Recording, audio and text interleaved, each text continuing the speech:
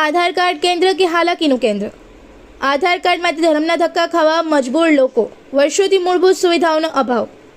આમોદના આધાર card કેન્દ્રમાં સામાન્ય નાગરિકોની હાલત દિવસે દિવસે કફોડી બનતી જઈ રહી છે। વહેલી સવારથી જ મહિલાઓ, વૃદ્ધો, વિદ્યાર્થીઓ અને મધ્યમ વર્ગના લોકો લાંબી લાઈનોમાં ઊભા રહેવા તેમજ જમીન પર બેસી પોતાના વારા માટે કલાકો સુધી રાહ જોતા નજરે પડે છે। ગરમીના બાફ મારતા વાતાવરણમાં વર્ષોથી પંખા જેવી સામાન્ય સુવિધાનો પણ અભાવ જોવા મળે છે। લોકો અસહ્ય ગરમીમાં કલાકો સુધી બેસવા મજબૂર બનતા હોવા છતાં જવાબદાર તંત્ર દ્વારા કોઈ અસરકારક વ્યવસ્થા કરવામાં આવી નથી। વારંવાર સર્વર ડાઉન, નેટવર્કની સમસ્યા તેમજ અધિકારી જંબુસર ચાર્જમાં હોવાથી અરજદારોને એક જ કામ માટે સવારથી સાંજ સુધી ધક્કા ખાવા પડે છે।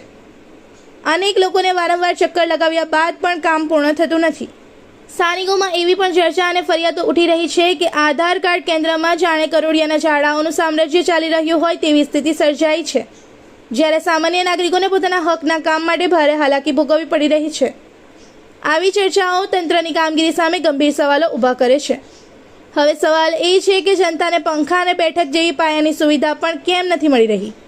સર્વર અને નેટવર્કની સમસ્યાનો ઉકેલ ક્યારે આવશે? સામાન્ય નાગરિકોને હજુ કેટલા સમય સુધી ધર્મના ધક્કા ખાવા પડશે?